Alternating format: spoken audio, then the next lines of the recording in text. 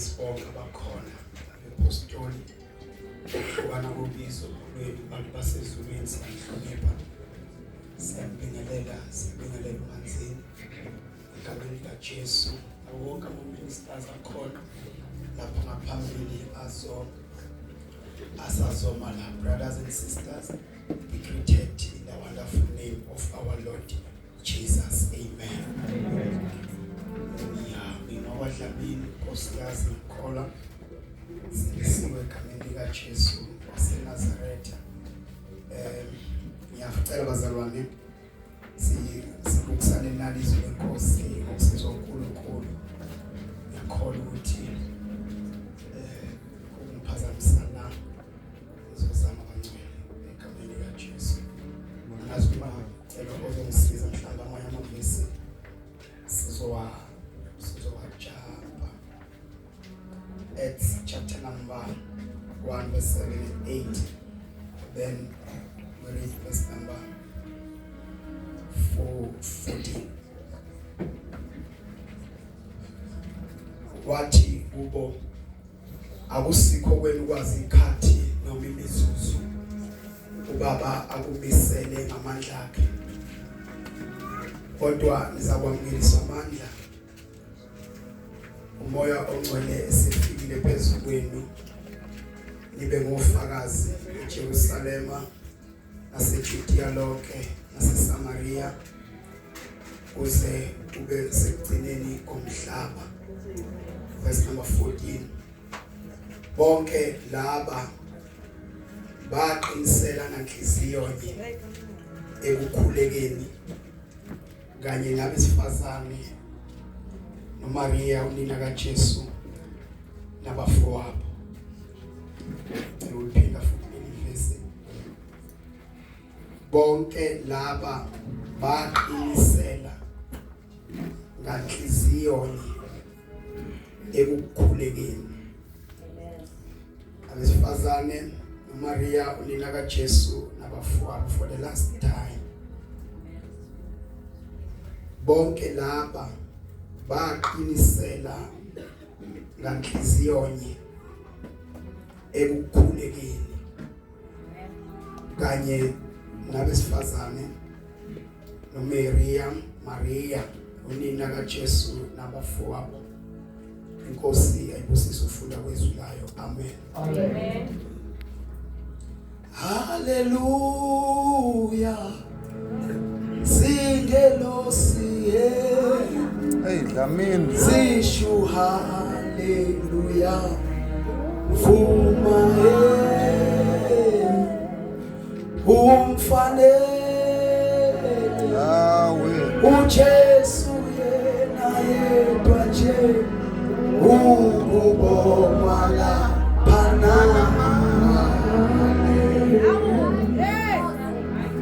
Hallelujah.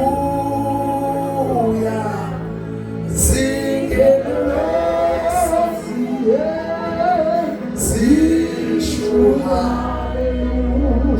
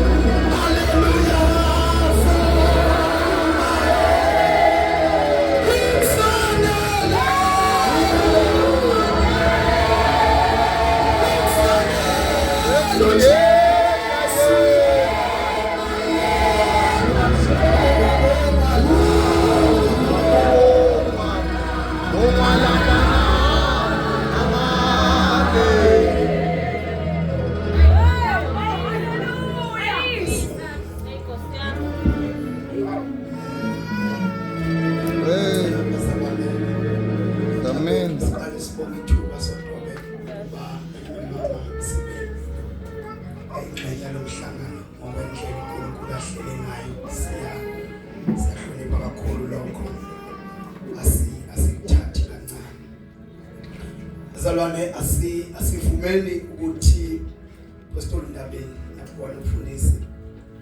Asivumeni magaye into ethi uNkulunkulu esizukulwaneni sethu usemnyakazweni. Amen. We are in the move of God in our generation. Hallelujah. Mhlambe thank you Lord. Asibambeni bazalwane bami into ethi uNkulunkulu ngaso sonke isikhathi ehambela isizukulwane usihambela nabantu. Amen. Noma ngithi uNkulunkulu ehambela isizukulwane uvusa abantu for leso sizukulwane. Amen. Mhlambe iera esingayenza thina abantu besizukulwane labezitha ukugeja ukubona uNkulunkulu esihambela esizukulwaneni sethu esihambele ngomuntu noma esebenzisa umuntu. Uyamdinga uNkulunkulu empilweni yakho 100% correct. Also you need a man in your journey. Because when God ezophendula noma eletha impendulo yakho kuwe angeke umbone yena kodwa uzombona kumuntu. Thank you Jesus. Lithi iBhayibheli uAbraham wayehleze etenteni lakwakhe. Nkosikazi wakhe ebusy ekitchen elungisa imini. Naka amadoda amathathu ayendlula ebheke ukuyobhubhisa iGomora neSodom. Lithi iBhayibheli elikhuluma libhala uAbraham ewabona lamadoda amathathu waphuma etenteni lakhe waya kulamadoda. Ufike wathi kulamadoda Nkosi waguqa ngeenyawo noma ngamadolo phambi kwalamadoda wawa acknowledge ngokuthi Nkosi. Khuluma amadoda amathathu kodwa ewa acknowledge wathi Nkosi. Ngoba senize nendlula nakwami ngiyacela nisale seningena nesule nje inyawo. Sulinyawo. Lithi uma evuma lamadoda Bishop wagijima nobaba waya ekitchen kunkosikazi wakhe wathi mama ngicela konke ubukwenza hlanganisa uflower manje wenze amaqebelengwana ngoba kunabantu basezulwini okufanele badle before bahambe bandlule lapha. Lithi wagijima waya esibayeni wakhetha ekhuluphalisiweyo watshela incedisayo ukuba zibulale zilungise lemadombolo ukuze kulungiselwe lababantu basezulwini. Lithi iBhayibheli nangempela kwaba yileyo event ingwane isikhashana. Lithi iBhayibheli kuthe ehlezi lamadoda edla enjoy ukudla. Lathi iBhayibheli athese suthi ayisethi lamadoda siyabona Abraham uhappy nomkakhe kodwa kunento abashoda ngayo. Ashoda ngomntwana. Akhuluma amadoda athi lamadoda kuAbraham ngoba esesuthi. Tubangele. Ngesikhathi amadoda esesuthi aye esethi ngonyama zayo. Kodwa futhi kuyobe kulesi sikhathi. Sibuya ubalo mama usala. Masibuya kusala asibuyela usala okhulelwe. Kodwa sibuyela usala ogona umntwana. Abantu basezulwini ngesikhathi bedibana noAbraham bambala u9 months ukhulelwa komuntu wesifazane. Ayasethi lamadoda asezulwini ukusuka manje kufika kunyaka ozayo kodwa kuyobe kulesi sikhathi. Masibuya asibuyeli usala okhulelwe. Ngazi noma ibandla lengiswini. Asibuyeli usala okhulelwe. Kodwa sizobuyela usala ophethe umntwana. Athi lamadoda asezulwini asinandaba neminyaka esenilindile. Asinandaba nobudala benu usala khala nabo. Kodwa sekufike abantu basezulunkulunkulu bahambela umuntu umhambela ngomuntu kuthi ngibuza umbuzo ndabezithothi angabe thina siyakwazi ukubona uNkulunkulu esizukulwaneni sethu mhla inkosi sihambela kodwa sihambela ngomuntu ordinary nansi inkosi baselona bami ngokubuka umuntu ukuthi siyalahlekelwa uNkulunkulu emntwini ngoba umuntu siyamazela ukuthi lo muntu izolo ubekathenje kodwa sasa ebusuku ukuthi uNkulunkulu wenzakala siyalahlekelwa yinto uNkulunkulu asilungisele yona esebenzisa umuntu asisusani itathathi sabantu abakhandethu bese sibheka uNkulunkulu egibela umuntu sisusiwasela umuntu ukuthi simaselani bese sibheka uNkulunkulu sisusi ukuthi wenzani isono bese sibheka uNkulunkulu. One of the greatest leaders in the Bible uDavide, a very wicked man wayemthathaka uDavide kodwa bayabuya bini kushakala lesifazane behlabelela inkulo nathi uDavide ubulalile 10,000 kodwa uSawuli wabulala 1,000 kwenzakaleni safari Saint David obulalisa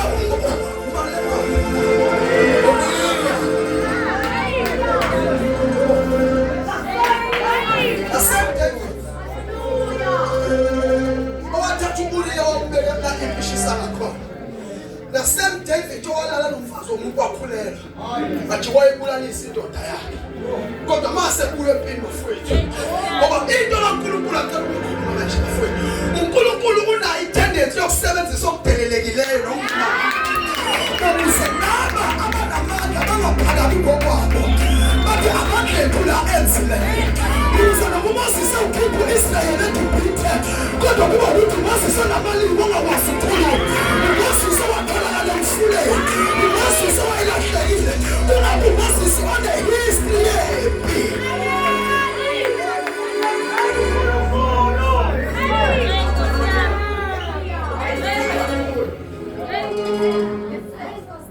Kuba phambili kwelolikholwa ungadangani noma bathi enye indaba uNkulunkulu ma ehambela umuntu bafowethu ngikhumbula uSimiyoni lithi uSimiyoni wayengumpristi kungezona insuku zakhe zokuya ethempelini kodwa umoya ngcwele wakhuluma kuSimiyoni ukuba aphuthume aye ethempelini kanti ngaleso sikhathi uNkulunkulu usekhande iplan mama impostoli wakhanda iplan yokuthi uJosefa noMaria bakhuphuke nomntwana balethe umntwana ukuba ayobusiswa lithi iBhayibheli wathi angena emnyango umntwana yabafowethu awubazalwane bami bayengena umnyango umntwana lithi waletha ukumphatha ngesandla uSimiyoni ebetha uJesu abanye babona ibhadala kaJosefa umbazi abanye bebona umfanyana jomncane kodwa uSimiyoni wakhuluma zwakala khuluma amagama wathi ngabazizwe Nkosi sale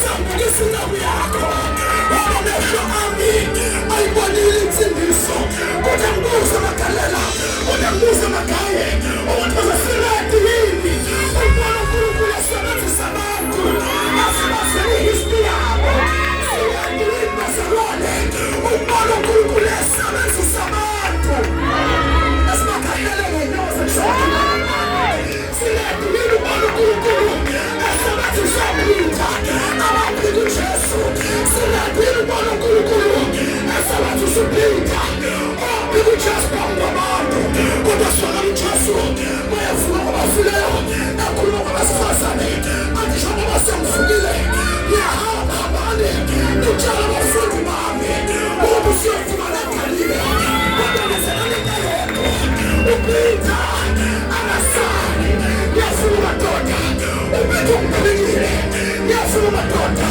abahlale nakavumeleli uPeter ukuba angaba ngumpostoli nesandlo sakhe kodwa mase siyagalile kubantu mase siyagalile uvumelani futhi ungasele ukuthi nasisizuma la uNkulunkulu asavuselelwa nenkulu kodwa kulavuselelo ibreka zakhona angeke kube abanamandla angeke kube abaphambili kodwa Nkosi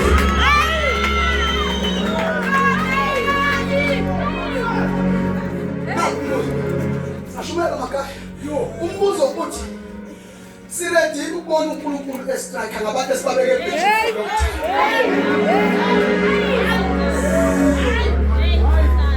Laba bayibethothi vuselele kuleyo kick iyobe ikhunjwa ngodlamini ngoba baziwa noma kunjani njani. Baze noma siready ukubona uNkulunkulu estrike edefender kwani nabantu esibafake ngemuva sathi lapho bafanele ibheji abantu esibaqondileyo sabalule basonke abantu esibaqondileyo sabathuma ngaphandle kanti sesibambele isitha abantu sabasusa kuluntu sababekele ngaphandle kanti sesibasusa isitha singadili ukubona inkosi isebenza kulesi sisulu kunamasebenzi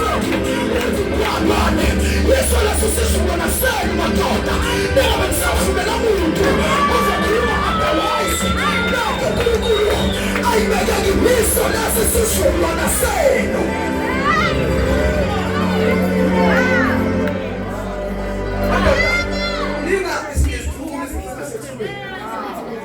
Ninga apologetic to Ninga xolisi bazalwane bami ukuthi uNkulunkulu univuse kulesizulwa. Ningayiqoliseli into yokuthi nivuka ezulwa nemsethoyo. Navuka sizulwa nemsethoyo. Asiqoliseli lokho. This is our generation. We shall bless this generation. We shall see the goodness of God in this generation. Lord perfect you. They shall come on. They shall as long as bless you know. Let us uNkulunkulu akubheke. Uma sizodansa uNkosi uNkulunkulu let us do it bafowethu uma sizobhekwa uNkulunkulu angasahlamalazeka ngokubhekwa kwethu let us do it bafowethu God is brilliant.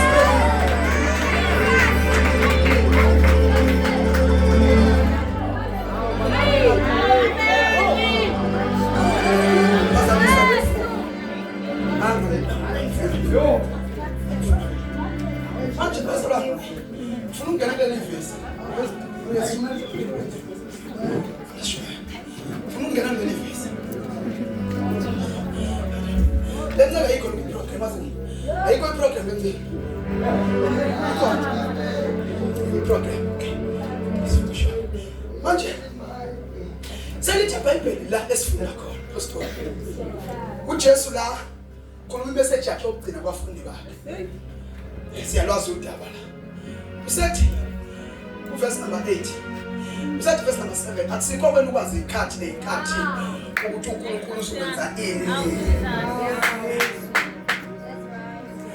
Basala akusikho wethu ukwazi ukuthi uNkulunkulu uzokwenza ini ngesikhathi sini kodwa okwethu is to understand times it's very important. Hallelujah. Wethu ukwazi ikhathi kodwa ukuthi uNkulunkulu uzokwenza ini ngesikhathi sini Nkosi yami nazo ukaba lokho verse number 8 okwenu kuyohlala hayi bakithi eJerusalem yade kwimoto nize namngelisi Nizwele iBhayibheli ithi hlalani ngoba ukuze sazi ngwane ukuthi uNkulunkulu wenzani ngesikhathi senu ithi iBhayibheli okwenu hambani manisuka la niyohlala eJerusalem number 2 lapha eJerusalem njengoba nihlezi iyonke into elilindile ukwamukeliswa amandla bese lithi zona uNkulunkulu uma esefikile phezulu umoya oyingcwele nathi indaba nina engikade ningiphika izolo nina kade ningekho eduze nesiphambano angizwa nina engithema ngiqalaza esiphambanweni ngibethela beningekho abalibelo wayekhona uJohn nakhona disguised kodwa uJesu nini manisuka la niyahlala eJerusalem namngeliswa amandla mayisafikile kumoya wena nathi indaba nina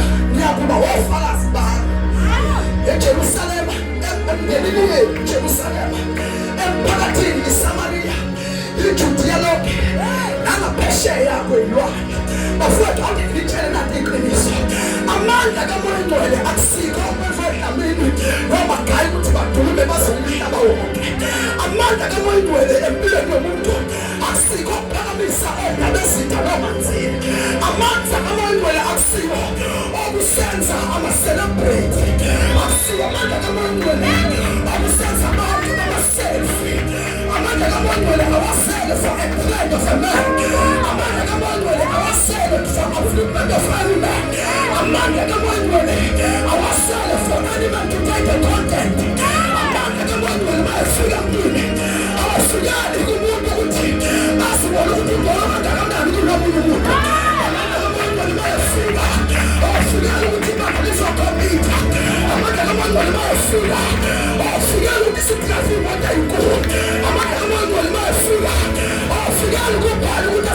umelise kodwa nathi indaba enkulu yokufika kwamandla kaMangcwele ukuthi ungwane umakhaya indaba ezintumazi babe ofakazi bakaJesu iJerusalema iJudiya lonke neSamariya lonke sewakwamamukela uMangcwele sewafakaza yini kaJesu sewakwafika amandla kaMangcwele wakwathini kaJesu ukhona yini umuntu ofuna uNkulunkulu wakho sewakwakholwayo ngoba amandla kaMangcwele iwona senza sibe nofakazi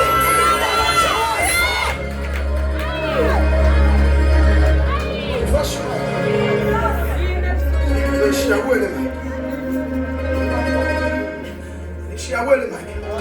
Uzomela ufake ke problem yakhe. Mezwa yini manje? Uthi uJesu ngizohlala eJerusalem. Ngihamba phela ngicela phuma ngilinde emotweni. Ngihlala eJerusalem nize namngeliswe amandla. Umuntu mayisefikile phezulu niyokwamukeliswa amandla. Ngimemezela abazalwane sisizukulwane sethu. Noma ngayimba futhi enye sicela ukuduma ngakho. Sicela ukuba isizukulwana esihamba ngakho. Umthandazo wami esizukulwane sethu. Ukuthi sengathi bafethu basitrenda. Kodwa amandla kaMangcwele angafika itrenda. Sengathi bafethu basiphakama. Impakamo yethu ingafika amandla kaMangcwele. Ngoba iBhayibheli incwadi kaJohn 16 lithi mayefika uMangcwele umsebenzi wakhe is to glorify Christ. Ingaba powerful service. Kodwa ube powerful service is when Christ is being glorified. Ubujesu engaphakanyiswanga iservice ayinawo amandla. Ubusalvation engaphakanyiswanga iservice ayinawo amandla. Ubukholo lomuntu ungavuswanga iservice ayinawo amandla. Uma singayibona irepentance iservice ayinawo amandla. Uma singayibona transformation iservice ayinawo amandla. Masingayibona healing deliverance iservice ayinawo amandla. Kodwa mayisefikile amandla kaMangcwele asafikile amandla kaMangcwele umasafikile. Asibeke indawo zethu. Hlala eJerusalema bese nempathiswa amandla.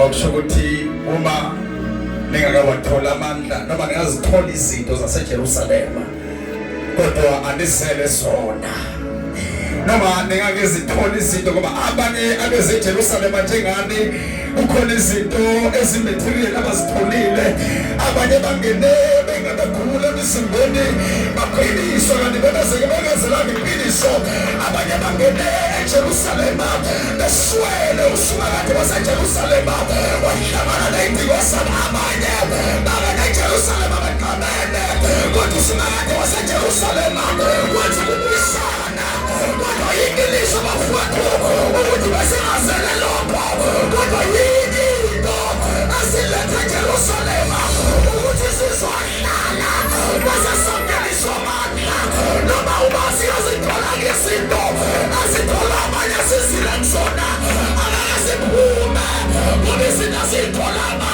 angeke siphume ngoba umsebenzi asitholanga yaba sikhanazile nabo bathola imisebenzi yaba sikhanazile nabo baphumelela kodwa sihlalela lokho sihlalela amandla eJerusalema uma singahlangani nawo sisazohlala.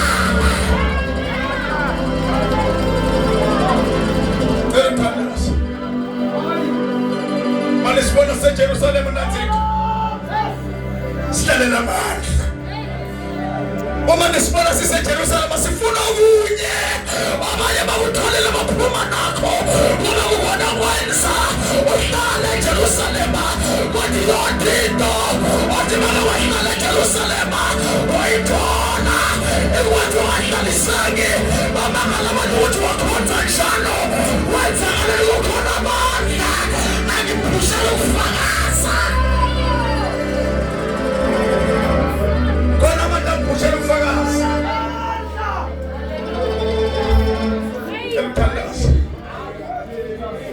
khona abantu angiphushela ukufakaza nansi intombazane sengiyavala. Nansi intombazane ihlangana noJesu emfuleni.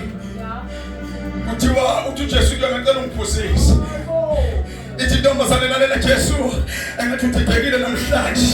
Ngihlale ngizwe ngawe kuthiwa uprofeti kenza umhlanje engathi uprofeti lalela umjuda nomsamariya badlelane. Uthi Jesu lalela wasifazane ukuba wena bawazi ukuthi ubani lo ongela wena amanzi amunikeza yena ungela wena amanzi aphuzise uthi lalela bakuphuziswa yilo asisunisa ngokuthi uphuza nje kodwa ukhona ingayenzakalayo wakati asisunisa ngokubona into ngoba lakuhlangana naye wathola amandla ngoba lawuze watholile nawasivaleke ibhayibheli wathi yanembisa sengiphathi bidanga kodwa wayishiya phansi imisa wahamba wamemezela ngoba lamandla okufakaza abantu okufakaza la uJesu bonke abantu abafakazile uma befakaza ngamandla kushintsha zonke izinto uma kufakazwa ngamandla.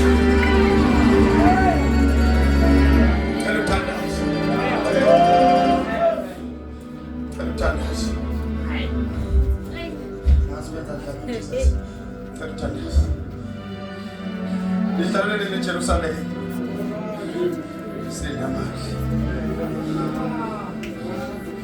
Lihlale bazalwane eJerusalem sinamandla. Ubufakazi bamandla bishop kuthi noma abamazwe ngazokala kahle kodwa kusebenza amandla. Angimazi wafakaza kule ntombazane enomopho kodwa ubufakazi bakhe baba namandla ngoba bayenza yahlala yodwa yacabanga yathi kodwa ngoba sengichithile imali kukodwa ngizama yini engayenza kwasho ukuthi amandla asengibele kuyofakaziwe lithi bamba le ntombazane yanqobi yodwa yathi wabana lekhulunywe ngaye la ungake ngambona njengoba ngiswa awufakazela ngiswa amandla kimi uthi ungake ngambona njengoba uphekho ungake ngamandla ungake ngafakazwa nayo yathi wadlalisaye ubufakazi bamandla. Tell us about me. Tell us about me. Yawatinga la mali. Yawatinga la mali. Kala makonto shutalo la peki. Benginga siganti, bengithi mina ngezwe kuthiwa kuyashada uma wongela ngenkonzo. Sengihlala iminyaka ngokuthola umshado nofuna into konke.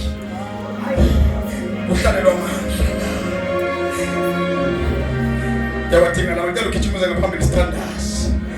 Impilo yami idinga amandla. Impilo yami idinga